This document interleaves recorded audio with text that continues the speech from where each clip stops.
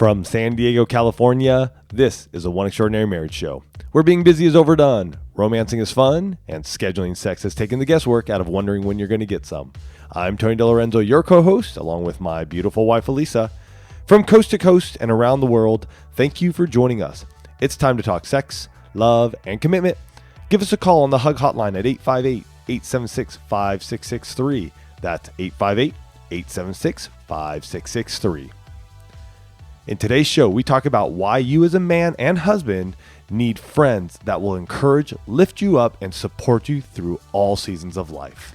And Camilo de Cavour had this to say about men and their friendships. He said, men who trust other men will make fewer mistakes than he who distrusts them. Mm-hmm. And that really gets to the heart of men and friendships, and we're going to be digging into that in today's show. But before we go there, we love starting each and every One Extraordinary Marriage show with a hug. And for those of you that are brand new to the One Extraordinary Marriage family, the one family that we call you, this is an opportunity for you to connect, right? First of all, I just want to say welcome if you're brand new, because we know a lot of you in the one family have been sharing the show and just telling your friends to listen. So we want to, first of all, welcome you. And secondly, just let you know the Hug is a place where you get to hear from other folks in the one community who have been impacted, who have heard something, who have seen their marriages transformed. And this week's Hug is sponsored by Call to Love, Experiencing Your Best Marriage Through the Words of Jesus. And this is our newest book that's going to be released 1 week from today, on April 4th, 2017. This book is coming out, which it's so exciting, guys. This book is it's gonna transform lives, right? You can find all of the information to get started at calltolovebook.com, but just want to share with you right now that this book is going to equip you to look at your spouse the way that Jesus does.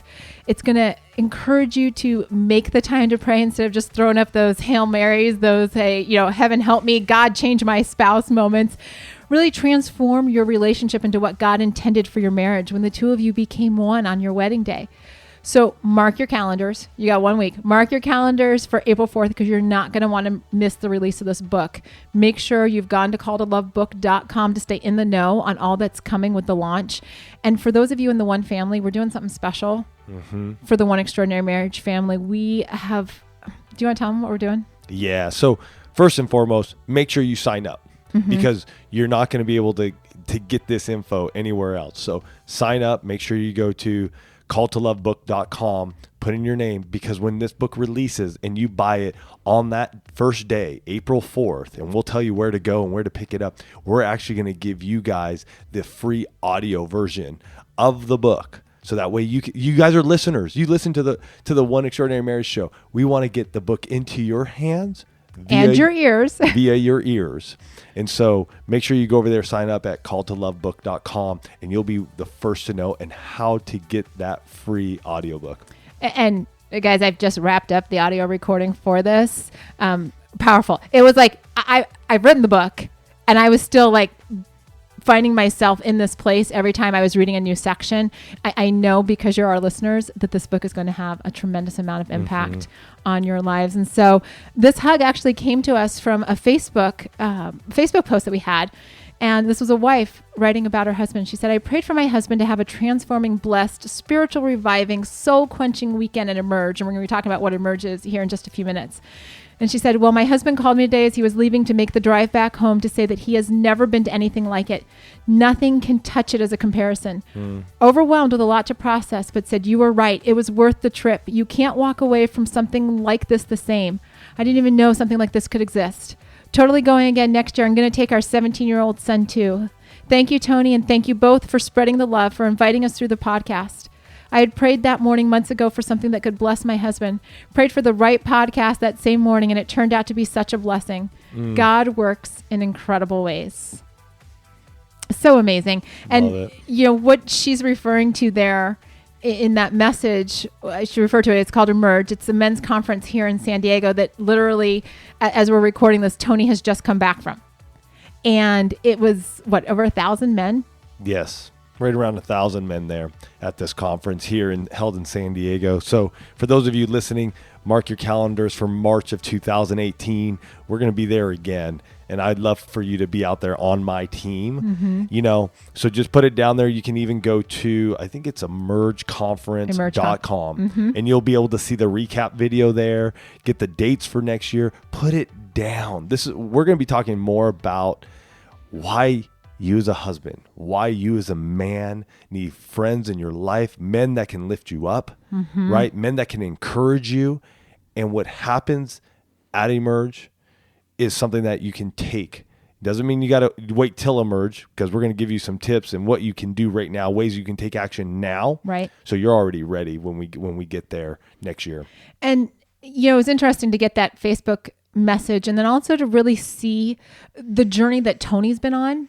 You know, and as I was preparing for this show, as we were talking about this show, you know, really looking at friendships, right? And how, you know, those of you that have children, you see it with your kids from an early age, both boys and girls are pretty equitable in terms of what their friendships look like, right? You know, they may have one best friend, they may have a slew of friends, but the friendships all operate sort of on the same level when kids are kids.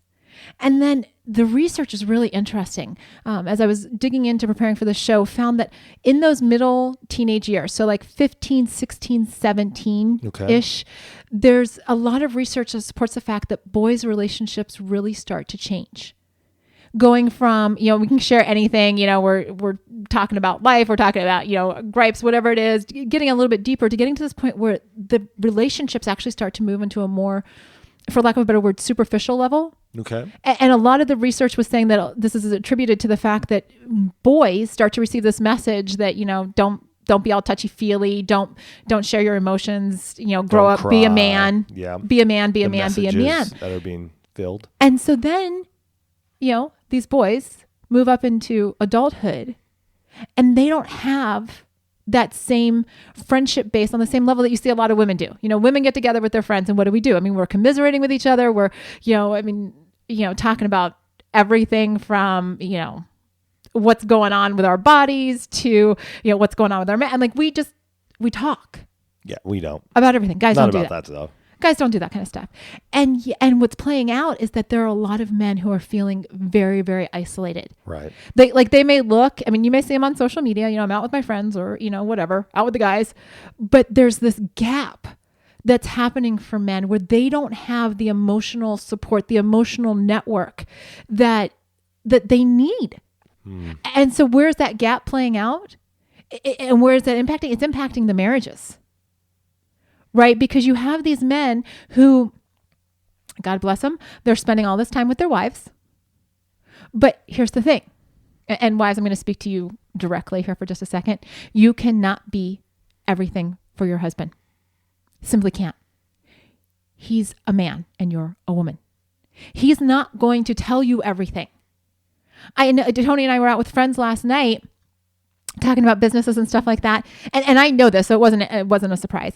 But, you know, in other businesses that Tony's had, he doesn't, like, he only sits at the surface with me, right? Because I don't need to know. But with the guys that he's friends with, he like gets all deep in the weeds. Right. And Tony needs to have those guys that he can get deep with. And the fact of the matter is this has not always been the case in our marriage. We need one of the statements I gotta say that I dislike a ton. Oh, I know where you're going with this. My spouse is my best friend. Oh, that grates at me. And many of you may be going, Tony, my spouse is my best friend. How can you say that? My spouse is my best friend. Let me tell you, I don't sleep with my best friend. I sleep with my wife and my lover. Now, can Elisa be a friend of mine? By all means, she is the greatest friend I do have. And yet I don't see her as my best friend. I got to have somebody I can pour out my, just the pains and the struggles I'm going through as a man with another guy. You know what I mean? Doesn't mean I'm going to take that to another woman. Now, let's get this. Let's just address that Let's address this right now. When we're saying, you know, men need friends, husband, you need a friend. I'm talking about you need guys in your life who can speak life into it. Because there were guys that I was working with and hanging out with this weekend at the Emerge conference where we never really met each other. And by the end of the weekend, man, we were getting deep into stuff. We were talking about things that, you know what? One guy was like, man, I honestly haven't shared this with anybody, you know, but he could share it with me because I built up that trust and that relationship with him and vice versa. But it's not going to go anywhere more than this is a friendship. Like, it's not going to turn into a sexual relationship that can happen if you have a gal or another guy, women looking Right, to guys if to women are fill looking- that, right. to fill that need. So let's make sure we understand that right now. Yeah, let's just put that caveat at the Okay. front of the show. One of the things too that happened early on in our marriage is that we had lots of couple friends, right? Like I would make friends with a wife. And so, we'd go out and do something and it would be like, well, now I'm friends with the wife. So you have to be friends with the husband. That was like one group of friends that we sort of had, kind of. Which is you guys know, that's great. And yet Elisa could connect with these women. Loved it. Totally cool. I didn't have many of the likes or similarities of what these other husbands had. So it was a disconnect. I'd be there. Yeah. Didn't mean I was going to go deep. I was there. The other group of friends that you guys might have are the parents of your kids' friends, right? So, your kid's on a sports team and all the parents get together and it's like association by child, right? Again, friendships develop out of that. I'm not discounting any of these types of things because we know that there are deep friendships that happen in this, but what's happening though is that there's a disconnect for men actually being able to go deeper with other men, partly because of this messaging that seems to happen in those teenage years, and partly because we're not creating environments in our marriages that are encouraging of men to actually go out and seek out these friendships. Right? Because, it's like, well, no, honey, you have to spend time with me and you have to, and I'm not saying, please understand, I'm not saying, men or women, that you should ever sacrifice your marriage for your friendships. Right. Like do not hear that message because that's not what we're saying. We're saying that you each come to the marriage in a different spot when you've got strong friends, and specifically men need strong friendships. I've seen it play out with coaching client after coaching client that, when they start to actually cultivate friendships, there's a shift that happens in their marriage. Because just like I read in that opening quote, that men who trust other men will make fewer mistakes than men who don't. The reason for that is because if you've got men who are speaking life into you, they're going to hold you to the fire in a different way than your wife would, right? The accountability that's going to come from a guy that's going to be like, dude, what the heck are you doing? Mm-hmm. It's going to be different than your wife nagging you going, you really need to do this. I can't believe you're not doing this for me. Why aren't you? It's different. It's why our men need to have friendships. They need to have a place where they can be vulnerable and it's not going to impact the connection between husband and wife, right? We need our marriages to be a place of vulnerability. Absolutely. But there are times when Tony is dealing with stuff that he can't bring to me until he's processed it. And this may sound weird to all you guys. You guys are going, what are you guys talking about? You talk about marriage and now you're saying you're not going to go to your spouse about this area. Well, we need to process, right? There is a process that happens in us and through us during adversity. And for some, they're totally cool. You can go to your spouse, you're processing it. You may bring something up to them and you're able to have a great conversation. Elisa and I are very into this way of going through things. I can bring things up to her, and yet at the same time, it's letting it out, it's releasing it, letting her know where I am, and then it's being able to go to those friends of mine who are close, who I can then talk to get perspective on life, mentors of mine, guys who are older than me, who've been married 30, 40 years. Even guys who can be younger than me, who can see stuff from a different way, a different perspective. So it's not that I'm saying that we're keeping secrets from each other. Right. It's that the process of the issue, because it doesn't just go away on one conversation. Mm-hmm. When we lost our house many years ago, I think it's 5 years ago now, it didn't just happen on one day. It started from a point of like, we didn't have enough income coming in. We blew through all of our savings to try to save this house, to the point of then we're putting the house up for sale, to it being sold, to us having to move. There was a process that happened in each one of those ways. I needed to be able to share that and get perspective on it, not with just Elisa. At the time, I didn't have the greatest of friends, of male friends that I could relate and connect with. I had some, and it was okay. Where I am now is 100 times better. So it's not that we're keeping secrets from each other. It's that we're processing it through different people who we do trust. I trust. So that way I can come with a clear mind and a vision of where we can go together. Like I can come to Elisa and go, hey, I got some clarity on this. This is where I'm seeing this, and then bring that to her for us to then, as a marriage, as a couple, to start working on and tweaking on together. Absolutely. And, Tony brings up a good point there is that, it feeds into our marriage, right? These are friendships that are actually building our marriage, because without these deep, vulnerable friendships where a man can relate to another man and just get that masculine perspective, our husbands, our men are living in a facade, right? Because they put on an image at work, right? They put on an image at home. Everywhere they go, they've got this exterior facade that's going on. And so it's like, where are they real? Who can they be real to? Who else is going to understand what they're going through? And wives, I know you're like, well, he can talk to me. Sure, he can. I'm not disputing that. But we're women and we see the world differently than men do.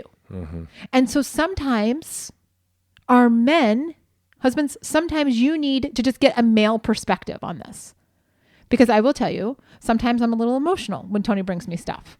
And so if he needs to actually process it before he brings it to me, that's not a bad thing, right? Because he's still coming to me, right? It's not like he's solving this problem with one of his buddies and then he's just like, hey, here's the decree. This is, what we're doing. It's like, no, it's a way to process. And men and women have different emotional needs. Right? A lot of times I'll get together with a group of friends, and if somebody's got a problem, like we all hash it out and we come up with like 35 different brainstorming. That's not Tony's need. That's not your husband's needs. But just because their emotional needs look different than ours doesn't mean that they aren't there.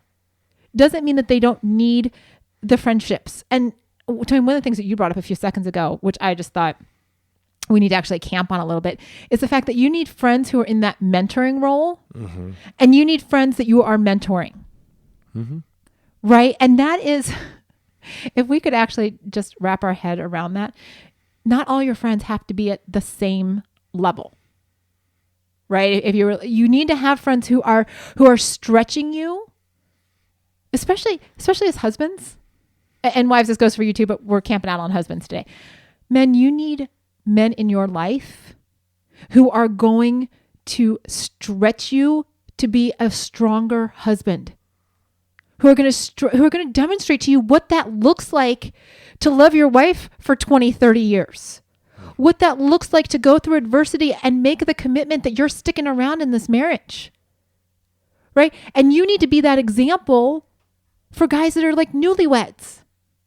So it's understanding that we need friends of all ages and I'm like, what's that word? Just all spheres of life. Yeah, it's spheres of life. I don't know if age is the only indicator of having a mentor or being a mentor.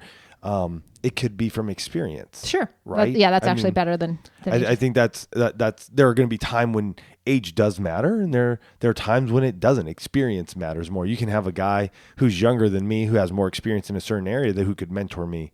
Absolutely. In a specific area.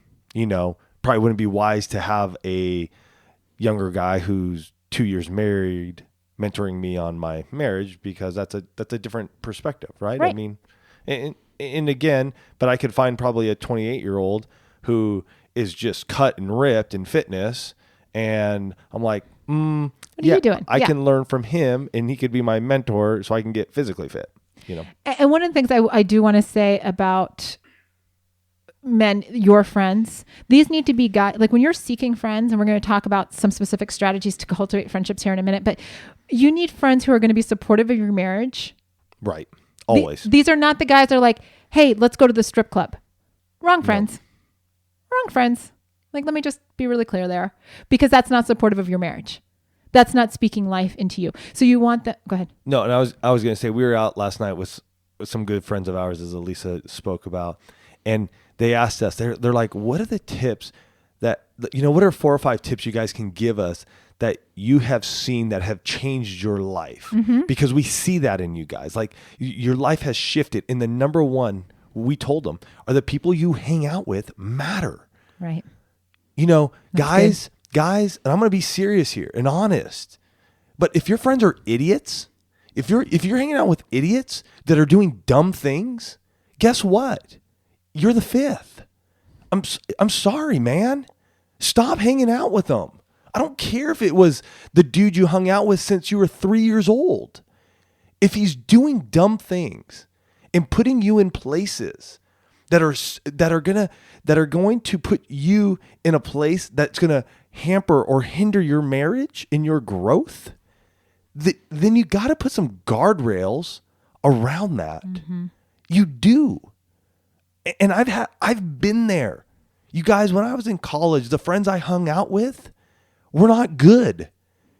And if I continue to have hung out with them, and even after college, when Elisa and I were married early, in our early years, I came out of a place where I was drinking way too much, blacking out more times than I should have been, taking more drugs than I should have been.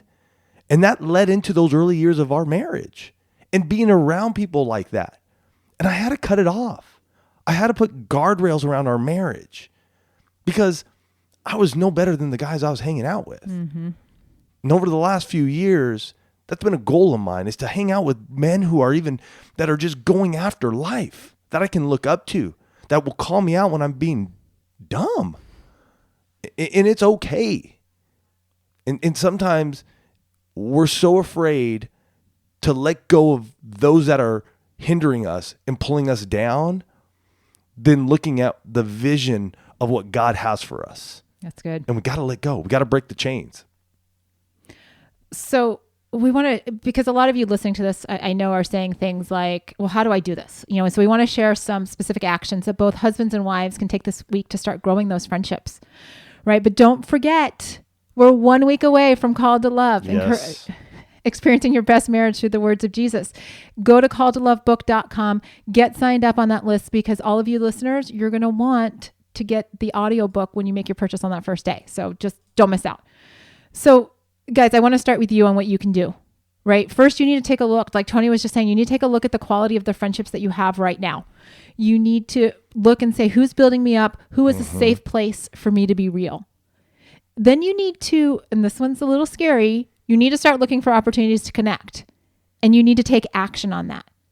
And this is something that, you know, in the last couple of years, I have seen Tony do time and time again. And I know it's not an easy thing, but so often when it comes to friendships, we wait for people to come to us. Yeah. You guys, over the campfires we had this weekend with the men in our group, I was telling them, because I led one of the teams, and I was telling them, I'm like, guys, you guys are having such an impactful time here. And they're telling us this, you know, this and that. And I said, listen, do not walk away from this event without having at least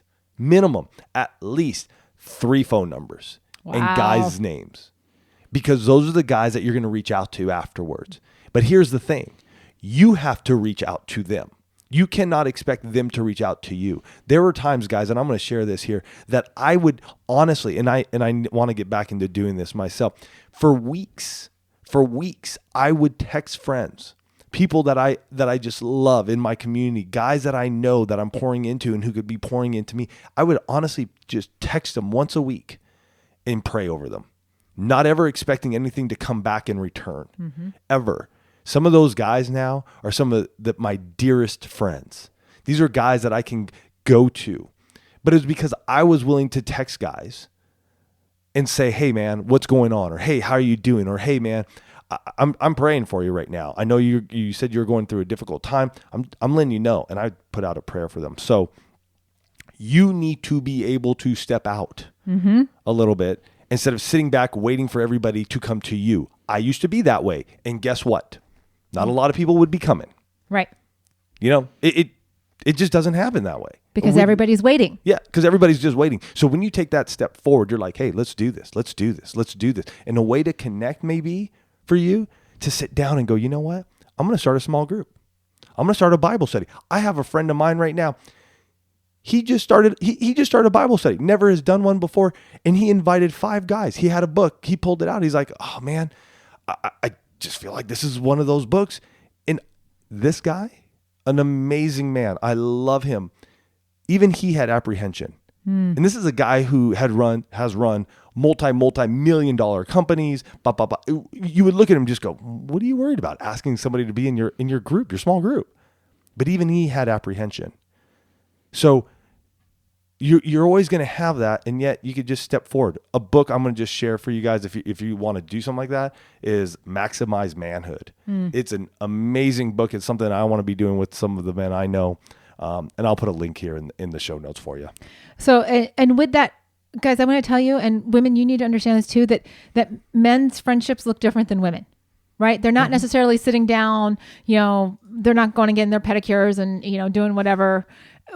Know that it looks different, and that's okay, right? Because you don't have to sit down and be gushy. I mean, I've got one of my coaching clients that when we talked about him developing friendships, he's a triathlete. So what does he do? He reached out to another triathlete and was like, hey, do you want to go? So they run and they swim and they, what's the third one? Bike together, right? And they have these great conversations. They're not being all mushy and staring at each other's eyes.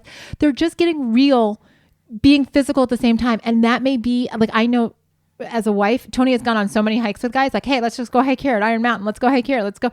Why? Because when guys get out and get physical, they're able to get real, right? So do that. And wives, I just want to talk to you as we wrap up this show. Do not make your husbands feel guilty for developing good, strong friendships. He will be a better husband because of those friendships. Don't complain that he's spending time with these guys. Don't compare him and his friend, what he does with his friends to what you do with your friends. It's going to look different, and it should look different. They're men, right? It should be different. Encourage his journey, because it's not always easy. As strong as our men seem, as accomplished as they are, it's not always easy to reach out and say, hey, do you want to go on a hike? Right? They have the same trepidation that we do. Encourage them. Be their supporter. Support them. Cheer them on. I think so often in marriage, if we would just start cheering our men on and just being like, babe, you've got this. Go make friends. Right? We're strong. We're good. Sure. I would love to see you. So when Tony's like, hey, I'm going for a bike ride with so-and-so. Great. Just let me know what time you're going to be back. Right. Tony was gone for, 3 days this week? 2.5, whatever. Tony came home. Here's what I did, because it meant so much to me that he was gone all this time. I did not call him a single time. If he had any communication that we had while he was gone was initiated by Tony. I was like, kids, dad's off limits. Right. Because I wanted him bonding with the men that he was with. When he came home, house was cleaned. Everything was taken care of so that he could come home. And there was never a single like, oh my gosh, you're not going to believe what the kids did while you were gone. And it was just like, hey, how was your trip? And we need to do more of that with our men when they get out and are actually like going into this place where they're like, I'm going to go hang out with my friends. Yes, please. Because if these are men that are speaking life into your marriage, if these are men that are speaking into your husband and stretching him to be the man that God designed him to be, you want him spending time with them. Because when he comes home and he's fired up for your marriage because these men have poured into him, your marriage is going to go to the next level. And at the end of the day, both men and women need that supporting cast. We need that to help us be the healthiest, strongest versions in our marriages. Yeah. And as we close, I want to say this, guys. Believe me when I say this, because I think many of us feel this, is that we don't know how we're going to do it. We allow fear to stop us before we even get started. And so we gotta rise up, right? We got to become the men that we know that we've been placed here to be and to lead our families, right? And through that means that we have to be able to push through some of those awkward feelings, those awkward moments. The guys that made it to emerge this time on my team, a few of them even said, they're like, I didn't think I was going to make it. And I'm so glad they did. And I know you guys, I know those of you in the one family, you guys take action. Just reach out to one guy this week. Just one guy. Start there. And that's how those friendships grow. That's how those bonds grow. That's how the trust grows. That's how the vulnerability grows, right? That's how we become open and honest with each other. And we release those things that are holding us back, and so we can grow. And we come back into our marriages, and our marriages grow. So do that this week. Reach out to one guy. Let them know you're thinking about them. Let them know that you'd like to grab a coffee just to say, I want to start a friendship, man. You're a cool guy. You're someone I want to be around. You got qualities that I want. Go do it. Go do it. We love you guys. We love you guys so much. We hope you have a fantastic week. We're looking forward to taking you through Called to Love when it releases on April 4th. We got so much coming up. So get ready. Get ready, because this year is all about the next level, and we're taking you there, and we want you to go there. We love you guys. Have a fantastic week, and we'll catch you next week.